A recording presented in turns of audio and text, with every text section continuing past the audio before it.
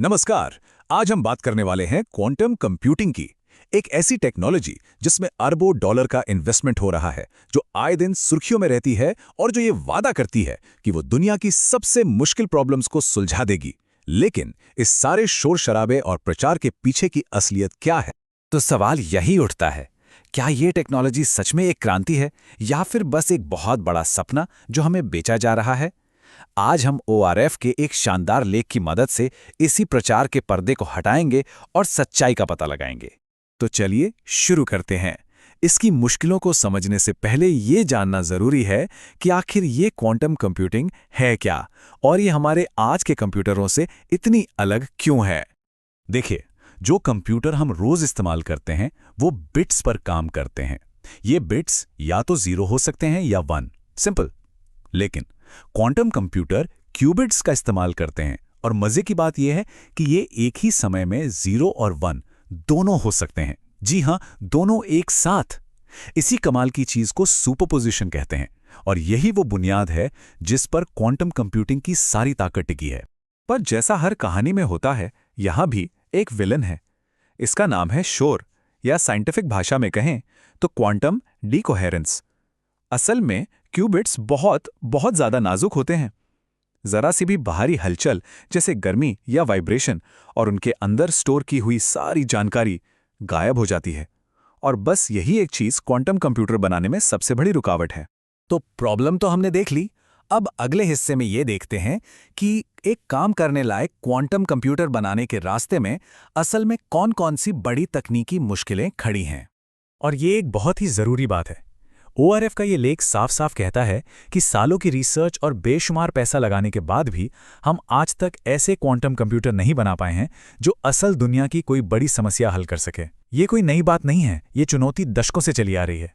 तो फिर इस शोर वाली समस्या का हल क्या है? साइंटिस्ट के पास एक आइडिया है, क्वांटम एरर करेक्शन, यानी क्यूईसी। इसका सीधा सा मतलब ये है कि बहुत सारे कमजोर, अस्थिर क्यूबिट्स को एक साथ जोड़कर एक मजबूत और स्टेबल लॉजिकल क्यूबिट बनाया जाए, जो शोर के असर से बचा रहे। लेकिन यहीं पर एक हैरान करने वाला नंबर सामने आता है। आज की टेक्नोलॉजी के हिसाब से सिर्फ एक भरोसेमंद लॉजिकल क्यूबिट बनाने के लिए हमें करीब करीब 1000 असली यानी फिजिकल क्यूबिट्स चाहिए। अब जरा सोचिए, एक असली काम का कंप्यूटर बनाने के लिए कितने लाखों करोड़ों क्यूबिट्स लगेंगे। ये नंबर हमें चुनौती के असली साइज का अंदाजा देता है। तो आज हम असल में हैं कहाँ? हम हैं NISQ यानी नॉइजी इंटरमीडिएट स्केल क्वांटम के दौर में। इसका मतलब ये है कि हमारे पास ऐसी क्वांटम मशीनें तो हैं जो कुछ छोटे मोटे काम क्लासिकल कंप्यूटर से बेहतर कर सकती हैं, पर वो अभी भी शोर से भरी हुई हैं और असल दुनिया के लिए उनका इस्तेमाल बहुत ही लिमिटेड है। चलिए अब आते हैं इस विश्लेषण के सबसे दिलचस्प हिस्से पर, जहां हम बड़े बड़े दावों और प्रचार का सामना सीधे वैज्ञानिक हकीकत से करवाएंगे। ओआरएफ का लेख बताता है कि कई बड़े बड़े दावे असल में एक सोची समझी रणनीति के तहत किए जाते हैं।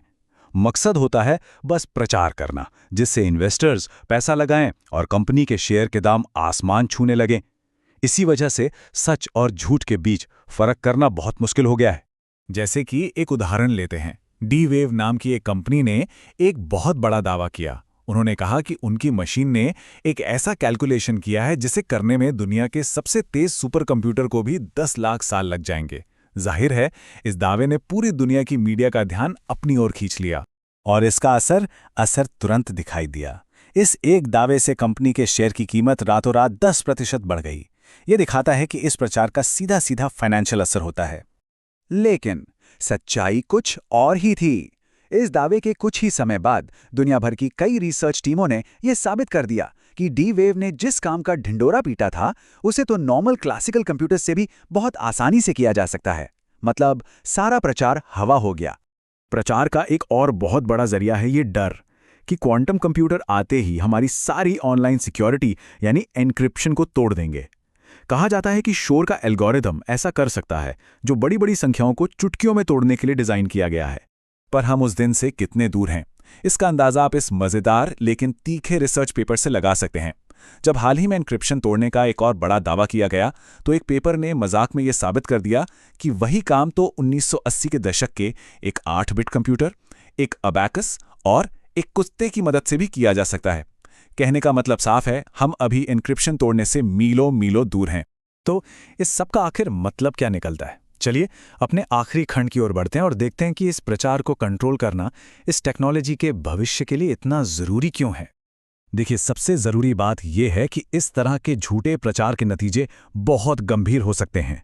इससे न सिर्फ विज्ञान पर से लोगों का भरोसा उठता है, बल्कि एक ऐसा फाइनेंशियल बबल बन जाता है जो कभी भी फट सकता है। और जब ऐसा होता है तो असली रिसर्च के लिए मिलने वाले लॉन्ग टर्म इन्वेस्टमेंट को भी भारी नुकसान पहुंचता है। तो फिर आगे का रास्ता क्या है? ORF लेख के मुताबिक ये सबकी मिलीजुली जिम्मेदारी है। यूनिवर्सिटीज और रिसर्चर्स को अपनी रिसर्च की क्वालिटी पर ज्यादा ध्यान देना होगा, प्राइवेट कंपनियों को बड़े बड़े दावे करने से बचना होगा, और हाँ, मीडिया को भी अपनी जिम्मेदारी समझनी होगी और किसी भी खबर को छापने से पहले उसकी सच्चाई को परखना होगा। तो हमें क्या याद रखना चाहिए? सीधी सी बात यह है कि ज़्यादातर एक्सपर्ट्स का यही मानना है कि ऐसे क्वांटम कंप्यूटर जो हमारी जिंदगी में असल में कोई बड़ा बदलाव ला सकें, वो आज भी कम से कम 1 दशक दूर हैं। तो अगली बार जब आप क्वांटम कंप्यूटिंग के बारे में कोई भी चौंकाने वाली हेडलाइन पढ़ें, तो एक पल के लिए रुकें और खुद से पूछें, इसमें कितनी सच्चाई है और कितना सिर्फ प्रचार। अगर आप टेक्नोलॉजी की दुनिया के ऐसे ही गहरे विश्लेषण देखना और समझना चाहते हैं, जहां हम प्रचार से सच को अलग करते हैं, तो हमारे साथ जुड़े रहें। धन्यवाद।